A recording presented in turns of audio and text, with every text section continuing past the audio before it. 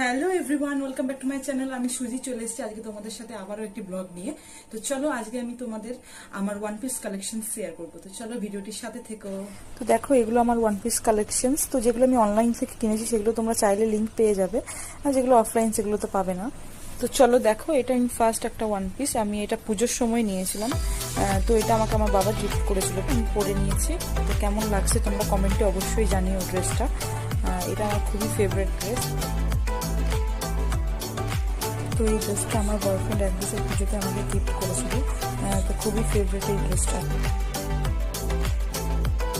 তো এই যে ড্রেসটা আমাকে আমি ঠাকুমার টাকায় কিনেছিলাম, মানে ঠাকুমা আমাকে পুজোতে দিয়েছিল নিজের ইচ্ছে মতো কিনতে। তো এই ওয়ান পিসটা আমি নিয়েছিলাম অনলাইন থেকে।